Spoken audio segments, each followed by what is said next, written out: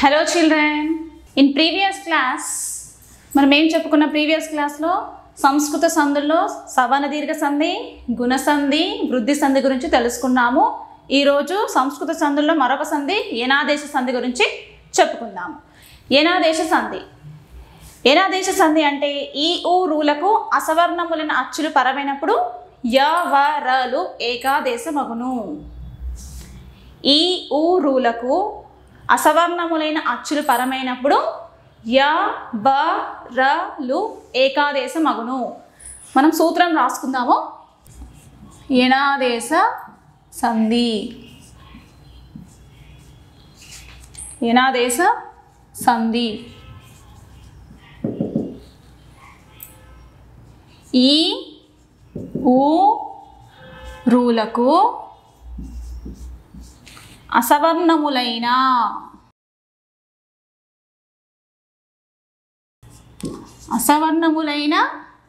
అచ్చులు పరమైనప్పుడు లేక పరంపైన క్రమంగా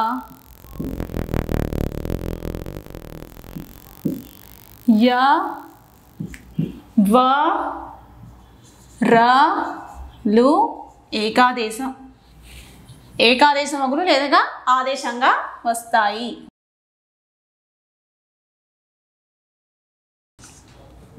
చూడండి ఇక్కడ ఈ ఊ రూలకు అసవర్ణములైన అచ్చులు. అసవర్ణములైన అంటే వేరే అచ్చులు. ఇప్పుడు ఈకు ఈ కాకుండా ఈకి వేరే అచ్చు, ఊకి ఊ కాకుండా వేరే అచ్చు, అలా అసవర్ణములైన అంటే వేరే అచ్చులు పరమైనప్పుడు ఈ ఊ రూలకు అసవర్ణములైన అచ్చులు పరమైనప్పుడు మనకేమవుతాయి? య బ రలు ఆదేశంగా వస్తాయి. ఈ యావరాలను మనం ఏమంటారు? యన్నులు అంటారు. సంస్కృతంలో ఈ యావరాలను యన్నులు అంటారు. అందుకే దీనిని ఏనాదేశ సంధి అంటాము. ఇప్పుడు పిల్లలు చూడండి, ఈకి ఇక్కడ ఏంటి? వేరే అచ్చు. అసవర్ణములైన అంటే వేరే అచ్చు. వేరే అచ్చు పరమైనప్పుడు ఇక్కడ మనం ఏమొస్తుంది? ఈకి పరమైనప్పుడు యా వస్తుంది, అంటే యకారం లేదా యా అనే అక్షరం. నెక్స్ట్ ఊకి మళ్ళీ ఇక్కడ వేరే అచ్చు పరమైనప్పుడు ఏమొస్తుంది మనకి? వకారం, వా అనే అక్షరం వస్తుంది.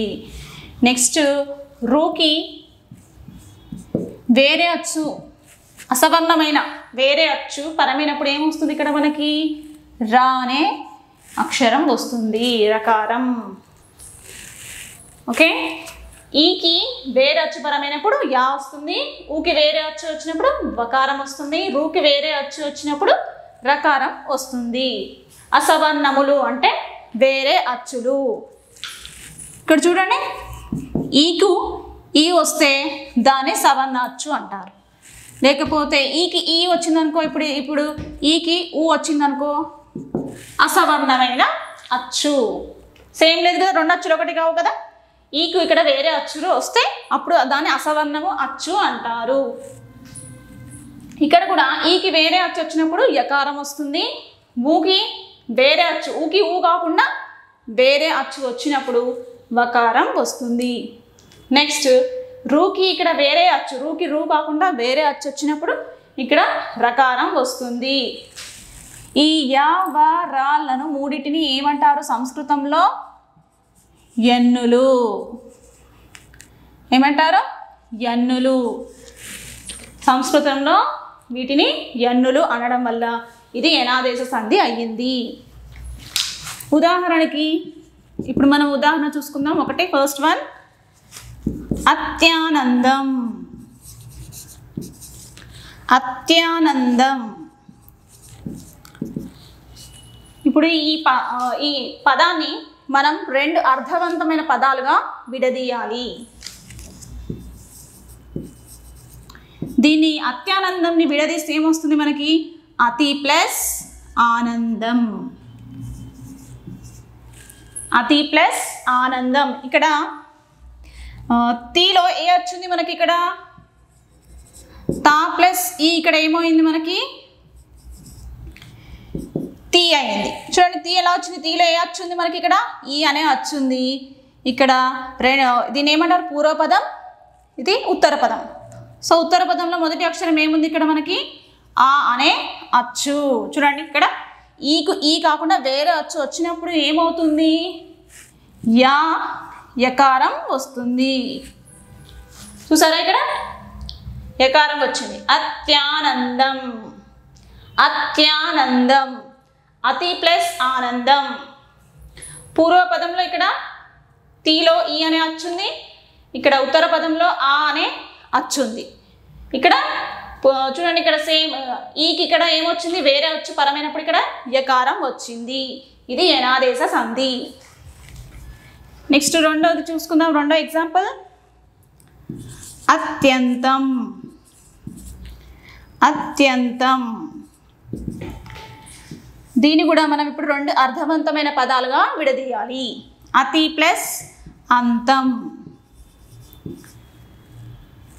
ఇక్కడ తీలో మనకి ఈ అనే అచ్చుంది, త ప్లస్ ఈ ఏమైంది మనకి తీ అనేది, తీలో ఈ అనే అచ్చుంది. ఇక్కడ ఉత్తర పదంలో మొదటి అక్షరం ఏముంది మనకి, ఆ అనే అచ్చుంది. సో ఇక్కడ కూడా సేమ్ ఈకి ఆ పరమైనప్పుడు ఇక్కడ ఏమొస్తుంది, యకారం వస్తుంది. ఇది యనాదేశ సంధి. ఇప్పుడు మనం వకారం ఎట్లా వస్తుందో చూస్తాం. గుర్వాజ్ఞ, గుర్వాజ్ఞ, గురువు యొక్క ఆజ్ఞని గుర్వాజ్ఞ అంటారు. ఈ పదాన్ని మనం రెండు అర్థవంతమైన పదాలుగా విడదీయాలి. గురు ప్లస్ ఆజ్ఞ, గురు ప్లస్ ఆజ్ఞ. ఇక్కడ రూలో మనకి ఏ వచ్చింది, ర్ ప్లస్ ఊ ఏమవుతుంది, రు అవుతుంది. ఇక్కడ ఉత్తర పదంలో మొదటి అచ్చు ఏముంది, ఆ ఉంది. ఊకి ఇక్కడ వేరే అచ్చు పరమైనప్పుడు ఏమొస్తుంది మనకి, వకారం వస్తుంది, వా వచ్చి చేరుతుంది. ఇక్కడ చూడండి గుర్వాజ్ఞ, వా అనే అచ్చు వా వచ్చింది కదండి, వా అనే అక్షరం ఇక్కడ వచ్చింది. గురు ప్లస్ ఆజ్ఞ గుర్వాజ్ఞ. ఇక్కడ రూలో ఊ అనే అచ్చుంది, ఇక్కడ రెండవ పదంలో ఆ అనే అచ్చుంది. ఇక్కడ పరమైనప్పుడు ఏమొస్తుంది మనకి, వకారం వస్తుంది. నెక్స్ట్ ఇంకా ఇప్పుడు మనము రూకి వేరే అచ్చు పరం అయితే రా ఎలా వస్తుందో చూద్దాం. పిత్రాజ్ఞ,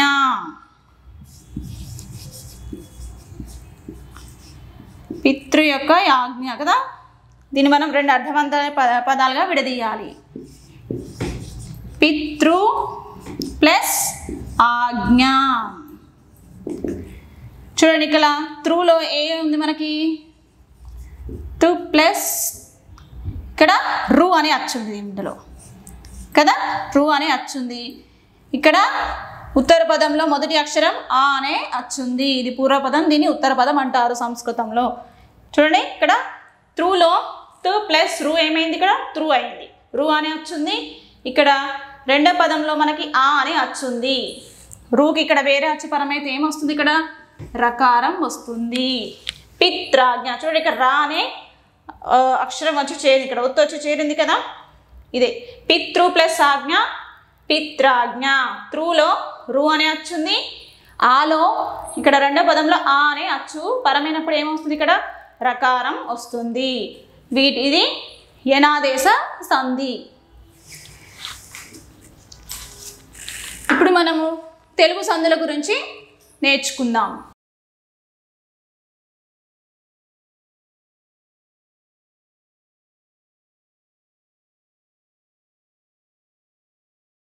పిల్లలు మనం ఇంతకుముందు సంస్కృత సంధులలో సవర్ణ దీర్ఘ సంధి, గుణ సంధి, వృద్ధి సంధి, యనాదేశ సంధి గురించి చెప్పుకున్నాము. ఇప్పుడు మనము తెలుగు సంధుల గురించి తెలుసుకుందాము. సంధులు రెండు రకాలు కదా, అందులో సంస్కృత సంధులు, తెలుగు సంధులు. మనం ఇప్పటివరకు సంస్కృత సంధుల గురించి తెలుసుకున్నాము. ఇప్పుడు మనము తెలుగు సంధుల గురించి చెప్పుకుందాము. తెలుగు సంధులో మొదటి సంధి మనము అత్వ సంధి గురించి తెలుసుకుందాం.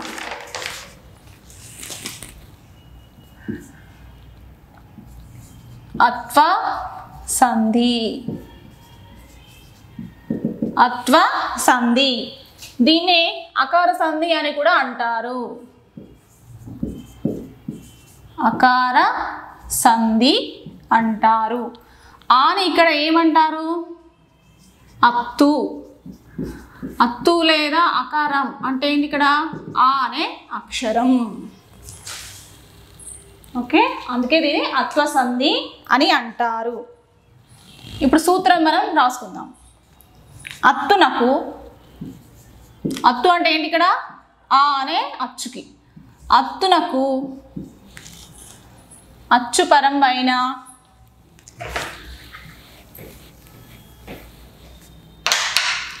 అత్తునకు అచ్చు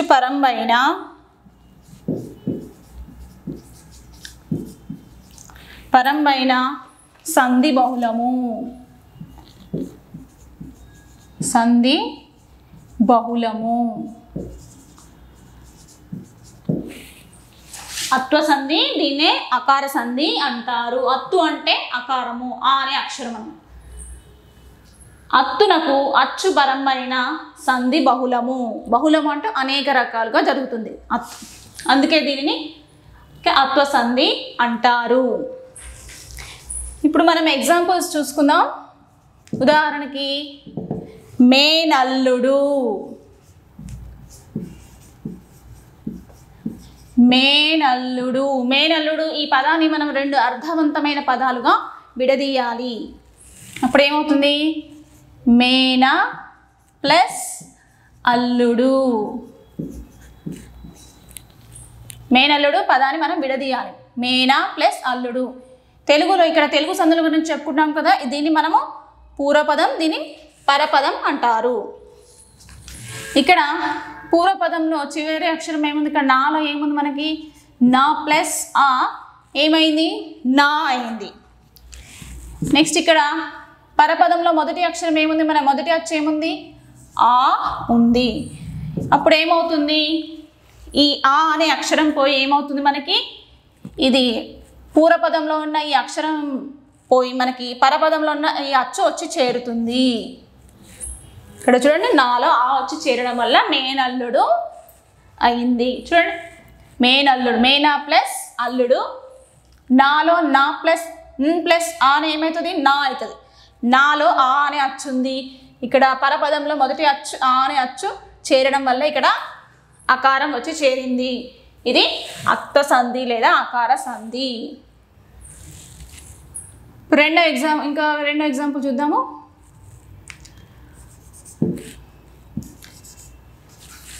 నెక్స్ట్ ఒకప్పుడు.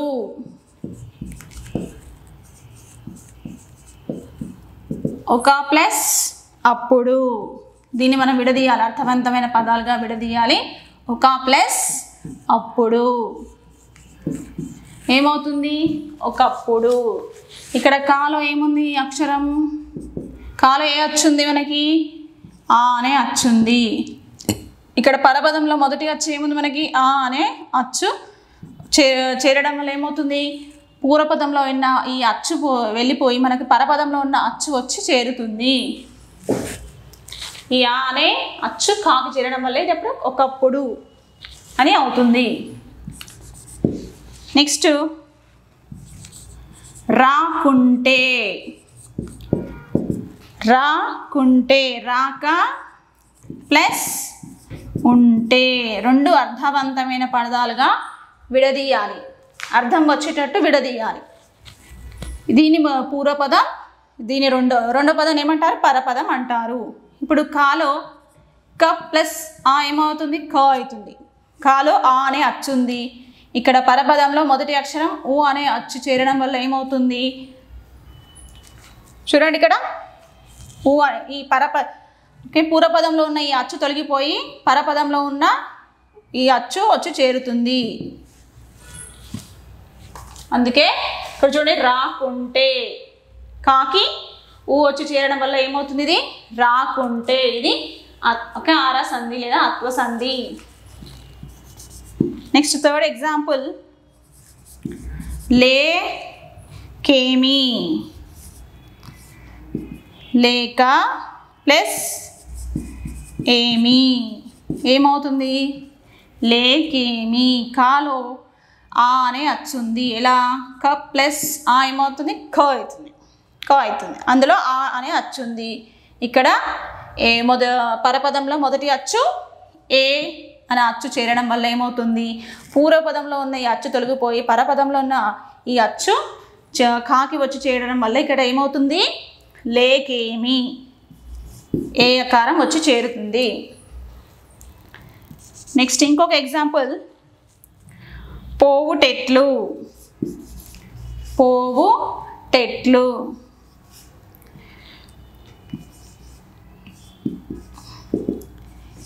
దీన్ని మనం విడదీస్తే ఏమొస్తుంది చూడండి, పోవుట ప్లస్ ఎట్లు. టాలో ట ప్లస్ ఆ ఏమవుతుంది? టా అవుతుంది. టాలో ఆ అనే అచ్చు ఉంది. ఇక్కడ ఏ అనే అచ్చు చేరడం వల్ల ఏమవుతుంది? ఈ అచ్చు మొదటి అక్షరంలో ఉన్న అచ్చు తొలగిపోయి రెండో అక్షరంలో ఉన్నది అచ్చు వచ్చి చేరుతుంది.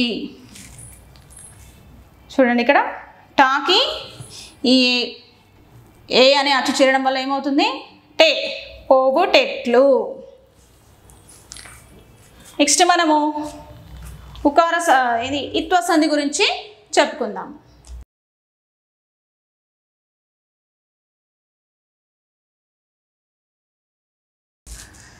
నెక్స్ట్ సంధి ఏంటి? ఇత్వ సంధి. నెక్స్ట్ సంధి ఏంటి? ఇత్వ సంధి. దీన్ని ఏమంటారు? ఇకార సంధి. ఇకార సంధి సూత్రము ఏమ్యాదుల ఇత్తునకు సంధి వైకల్పకముగా అవును. ఏమ్యాదుల ఇత్తునకు, ఏమ్యాదుల ఇత్తునకు సంధి వైకల్పికము. సంధి వైకల్పికము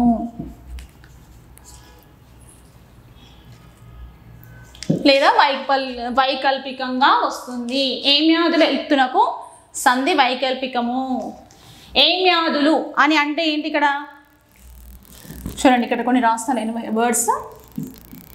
ఏమి, ఏది, నెక్స్ట్ ఏది, ఏవి, ఇది, ఇవి, అవి, మరి, వీటిని ఏమంటారు? ఏమ్యాదులు.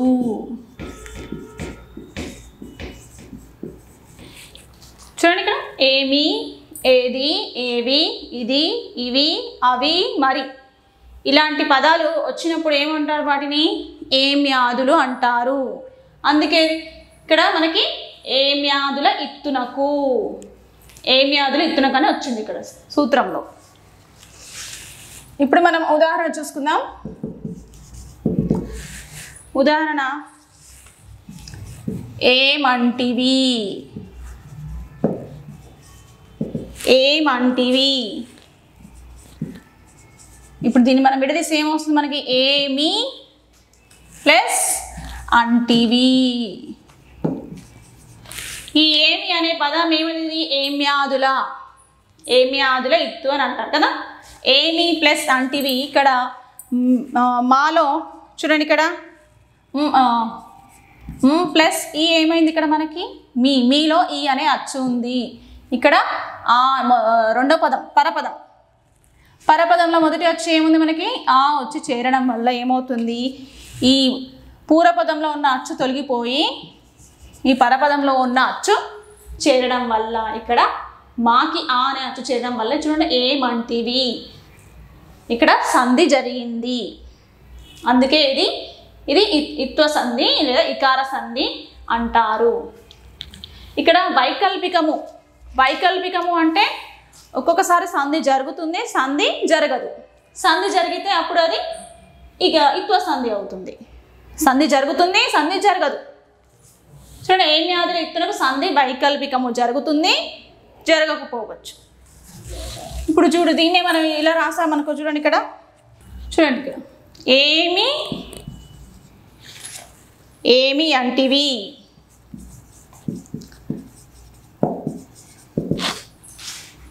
ఏమి ప్లస్ అంటివి.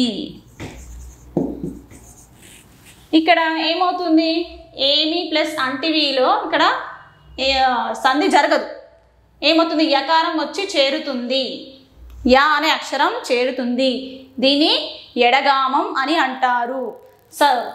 ఓకే, వైకల్పికము అంటే జరుగుతుంది, జరగకపోవచ్చు. జరిగితే ఇది ఇలా రాస్తాం, జరగకపోతే ఇలా రాస్తాం. దీన్ని ఎడగామం అంటారు. నెక్స్ట్ ఇంకొక ఎగ్జాంపుల్, వచ్చిరిప్పుడు. వచ్చిరిప్పుడు దీన్ని మనం విడదీస్తే ఏమవుతుంది, వచ్చిరి ప్లస్ ఇప్పుడు. ఇక్కడ రీలో ఏముంది, ఈ అనే వచ్చింది, ప్లస్ ఈ ఏమవుతుంది, రీ అవుతుంది. రీలో ఈ అనే అచ్చుంది. ఇక్కడ రెండో పదంలో ఈ అనే అచ్చు చేరడం వల్ల ఈ పూర్వపదంలో ఉన్న ఈ అచ్చు తొలగిపోయి పరపదంలో ఉన్న ఈ అచ్చు వచ్చి చేరుతుంది. ఇక్కడ చూడండి, రాకి ఈ వచ్చి చేరడం వల్ల అదేమవుంది, రీ అయింది. వచ్చిరిప్పుడు, వచ్చిరిప్పుడు. ఇంకొక ఎగ్జాంపుల్, ఇదేమిటి, ఇదేమిటి. ఇది ప్లస్ ఏమిటి ఏమవుతుంది, ఇది ఏమిటి. ఇక్కడ దీలో ఏముంది, మనకి ఈ అనే అచ్చు ఉంది. ద ప్లస్ ఈ ఏమవుతుంది, ఇక్కడ ది అవుతుంది. ఇక్కడ ఈ అనే అచ్చు ఉంది. ఇక్కడ రెండో పదంలో ఏ అనే అచ్చు చేరడం వల్ల ఏమవుతుంది, పూర్వపదంలో ఉన్న ఈ అచ్చు తొలగిపోయి పరపదంలో ఉన్న ఈ అచ్చు వచ్చి చేరుతుంది. ఇక్కడ దుకి ఏ అనే అచ్చు చేరడం వల్ల ఏమవుతుంది, దే. ఇదేమిటి. నెక్స్ట్ క్లాస్లో మనం ఇంకొన్ని తెలుగు సందుల గురించి తెలుసుకుందాము. Thank you.